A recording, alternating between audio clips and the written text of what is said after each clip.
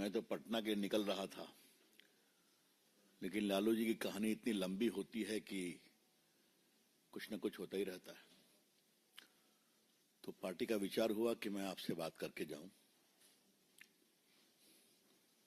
आज कोर्ट ने लालू प्रसाद जी, उनके सुपुत्र तेजस्वी यादव और उनकी पत्नी आदरणीय राबड़ी जी के खिलाफ आरोप तय किए। ये आरोप बहुत गंभीर हैं। ये आरोप हैं सरकारी संपत्ति के आवंटन में भ्रष्टाचार, कॉन्स्पिरेसी,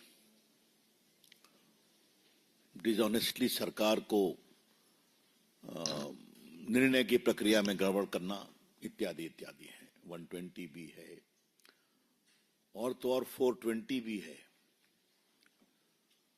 तो पहली कहानी तो यह है कि चले हैं तेजस्वी बाबू बिहार बदलने और 420 का आरोप तय कराकर अपने खिलाफ।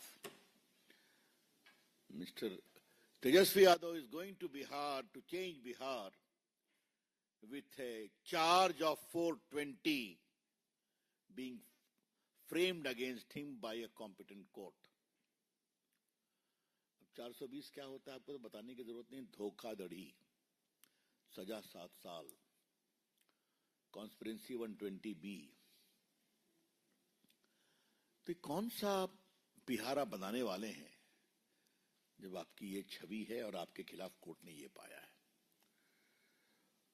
मित्रों, लालू प्रसाद के पूरे अगर हम शासन को 3 वाक्यों में कहें, चारा खाना, अलकतरा पीना बिटुमिन और सरकारी संपत्ति की बांटने में टेंडर में हेरा फेरी करना और जमीन प्राप्त करना, और चौथा 3 नहीं 4, चौथा जमीन दो नौकरी लो। ये 4 मॉडल है। और इस मॉडल की एक विशेष बात यह है कि सारा बेनिफिट परिवार को ही आना चाहिए, बाहर को नहीं। ये क्लियर। आज थोड़ा मैं आपको बताना चाहता हूं, जमीन की तो चर्चा बहुत हुई है। जमीन दो नौकरी लो, और इसको ध्यान रखिए, किससे? मजदूर से, क्लास 4 से। तो गरीब लोगों की हकमारी की गई और उनसे जमीन लिया गया नौकरी के पहले। यह है सामाजिक न्याय। थोड़ा आपको मैं आज ये जो होटल का मामला है, इसको थोड़ा मैं आपको आज रिफ्रेश करना चाहता हूं। ये चार्जशीट में सारी बातें हैं। रेलवे की बहुत प्रॉपर्टी है। तो रेलवे के 2 होटल थे अंग्रेजों के समय के। एक रांची में था, झारखंड में, बीएनआर होटल, बहुत फेमस होटल था, और दूसरा होटल था पुरी में। तो इन होटल को मेंटेनेंस के लिए रेलवे ने कहा अब हम नहीं करेंगे, किसी और को देंगे लीज पर। वहां से कहानी शुरू होती है। कहानी क्या शुरू होती है? पहले कहा एडवर्टाइज करेंगे, बाकी कहेंगे, फिर लालू प्रसाद के निर्देश हुए कि नहीं ये कर दो, फिर लीज का टर्म चेंज कर दो, और करते कराते पटना के सुजाता होटल के ऑपरेटर्स को उसके लिए काबिल बनाया गया, एलिजिबल, कि तुम अप्लाई कर सकते हो। और उसके पश्चात रोचक बात क्या हुई? रोचक बात यह हुई कि सिर्फ एक टेंडर, इनके टेंडर को सही पाया गया, बाकी सबको रिजेक्ट कर दिया गया। अब ये इतनी बड़ी बात हो गई तो ऐसे ही हो जाएगा क्या? तो इस होटल वाले के जो 2 ओनर थे, कोचर ब्रदर्स, उनकी पटना में 3 एकड़ जमीन थी। 3 एकड़ जमीन कहां पर? पटना के बेली रोड पर, हाई प्रोफाइल जगह पर, जिसकी कीमत 93 करोड़ थी। तो स्टैंप ड्यूटी कम की गई, बाकी कम की गई, और फिर उसको बेच दिया गया एक कंपनी के नाम, जो कंपनी श्रीमान प्रेम गुप्ता की पत्नी के द्वारा संचालित थी, हाँ, और उसके बाद उसको और कम दाम में बेच दिया गया यादव बंधु को, परिवार को, राबड़ी और तेजस्वी जी में, राबड़ी जी और तेजस्वी जी में। अब आप समझ गए पूरा चेन ऑफ लिंक। रेलवे का होटल लो मेंटेनेंस के लिए और जमीन दो, नौकरी लो और जमीन दो, रेलवे का होटल लो और जमीन दो, ये है लालू प्रसाद जी का मॉडल। क्लियर? ये कहानी कैसे खुली, ये बड़ी रोचक कहानी है। तेजस्वी यादव उस समय डिप्टी सीएम थे। अब कहा गया वहां पर बिहार का सबसे बड़ा मॉल बन रहा है। अब सबसे बड़ा मॉल बन रहा है तो वहां से मिट्टी निकली और मिट्टी चली गई बोटेनिकल गार्डन में, जहां तुम टहलते हो नहीं टहलते हो वहां। अब इतनी मिट्टी आ कहां से गई? तो मालूम हुआ कि वन विभाग की मिट्टी थी, यहां लागी गई है। तो आई कहां से है? तो उस जमीन से आई है। वो जमीन किसकी है? तो फिर परतें खुलती गई। समझ गए आप? ये क्या मतलब है? कोई लूट की हद होती है क्या? आपको मालूम है कि जैसा चर्चा कई बार किया है कि मैं चारा घोटाले को एक्सपोज करने वाला वकील था। पीआईएल में नहीं बहस की थी, हाई कोर्ट में, सुप्रीम कोर्ट में तो और बड़े वकील लोग आए थे। 2 साल लड़ाई हुई थी। लालू जी को सजा हो चुकी है, संभवतः 12 साल की सजा है ना, 12 साल की सजा है। हमें लगा एक बार काफी डकार लिया चारा, अब तो ठंडा होना चाहिए ना। तो अलकतरा घोटाले का भी वही हाल है, अब उसमें भी सजा चल रही है। हमने कहा अब तो शांति होनी चाहिए, तो फिर जमीन के बदले नौकरी। हमने कहा अब भी शांति होनी चाहिए, तो रेलवे के होटल में भी भ्रष्टाचार, उसके अलॉटमेंट में। कितनी भूख है, कितना लूटेंगे लालू प्रसाद उनके परिवार? ये सवाल हम उठाना चाहते हैं। मैंने सुना है कि शायरी लिखी गई है तेजस्वी यादव के द्वारा। मैं उसकी, जब तक सांप्रदायिक ताकतें देश पर काबिज होगी तब तक हमें संघर्ष करना पड़ेगा। तो छोटे हैं, मैं उनको क्या बोलूं? जो लोग उनके लिए लिखते हैं उनसे कहिए थोड़ा बेटर शब्द का प्रयोग करें। जब उनके पिताजी के खिलाफ चारा घोटाले की लड़ाई लड़ रहे थे हम लोग, तो वहां भी यही शब्द होता था, सांप्रदायिक ताकतें दिल्ली में बैठी हैं और वो सामाजिक न्याय के सिपाहियों को तंग कर रही हैं। अरे भैया, सबूत बोलता है। इससे बड़ा छलावा और क्या हो सकता है कि सरकारी संपत्ति को लूटना, पद पर रेलवे मंत्री हो या मुख्यमंत्री हो, पद पर बैठ के उसका दुरुपयोग करके अपने जेब को भरना और बाद में कहना हम लोग तो सामाजिक न्याय के संघर्ष करने वाले हैं। इससे बड़ा कोई छलावा हो सकता है? इन लोगों ने जिस तरह से किया है वो बहुत शर्मनाक है। मुझे लगा कि उनके जवाब में मैं एक बात कहूं। मेरा मोबाइल कहां चला गया? अभी तो ही था मेरे। Saurabh ji, my mobile give me. मैं आज के कोर्ट का आदेश पढ़ना चाहता हूं। देखिए, ये आज का आदेश।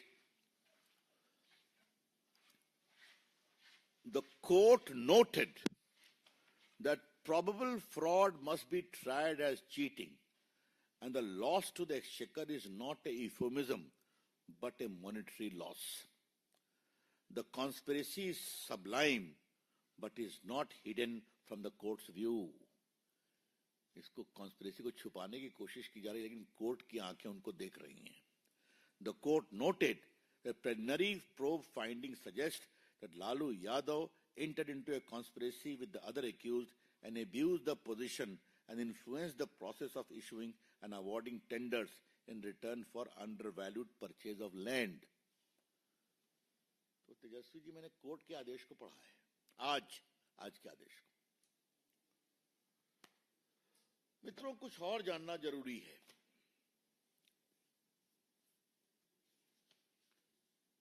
ये तेजस्वी यादव जी का 20 के चुनाव का एफिडेविट है ना, मेरे पास है।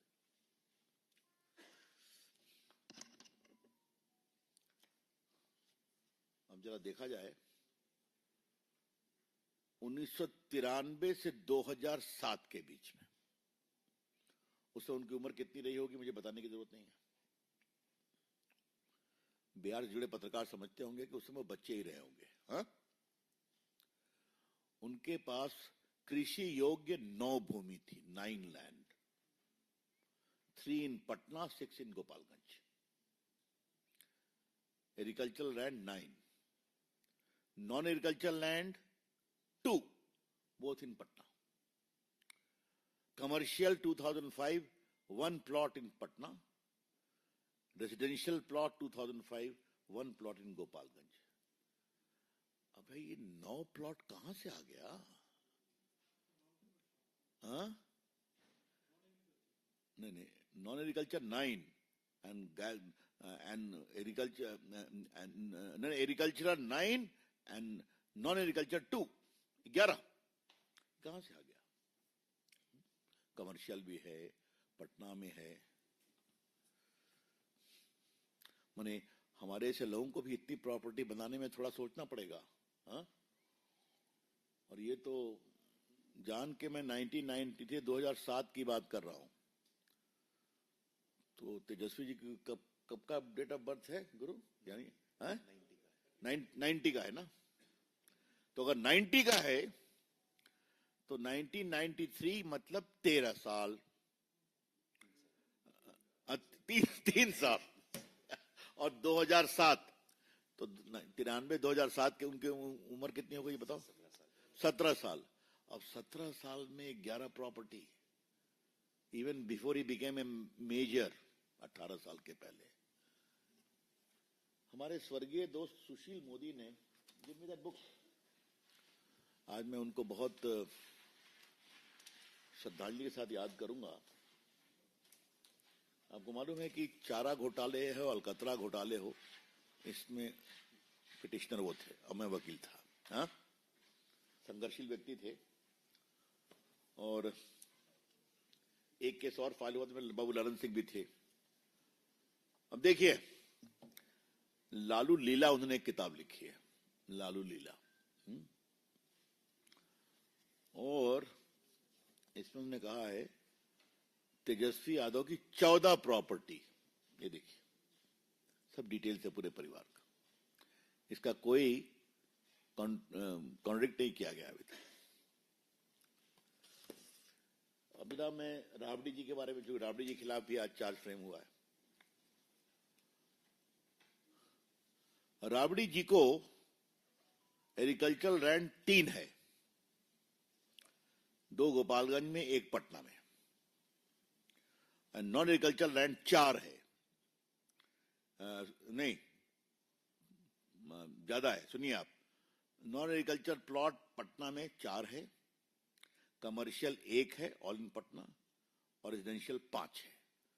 तो 5, 1, 6, 4, 10, 3, 13। राबड़ी जी करती क्या है भाई? ये सोर्स ऑफ इनकम क्या है? मैं 2 ही पर कॉन्सेंट्रेट कर रहा हूं, क्योंकि बाकी परिवार के लोगों का भी ऊपर भी asset beyond the non source of income चल रहा है ना? लेकिन आया कहां से? और ये मैं ऐसे नहीं बोल रहा हूं, सबके एविडेंस है मेरे पास, क्योंकि आपने खुद फाइल किया है। और मैं एक रोचक बात तो आपको बताना ही भूल गया। ये देखिए, ये है राबड़ी जी का एफिडेविट, जब उन्होंने एमएलसी के रूप में कंटेस्ट किया था तो बिहार लेजिस्लेटिव काउंसिल में। ये तो और भी जोरदार है। अब देखिए,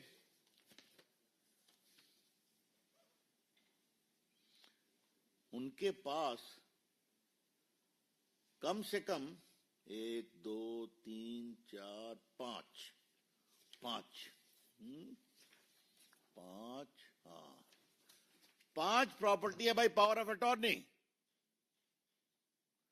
तो ये जो मैंने बताया राबड़ी जी को 11 नहीं, 3, 4, 3, 7, 1, 8, 5, 13, उसके अलावा 5 प्रॉपर्टी है पावर ऑफ अटॉर्नी से, ये उनका अपना है। कमाल है भाई। कहता है बिहार गरीब है ठाकुर साहब? बताइए ना, कमाल है।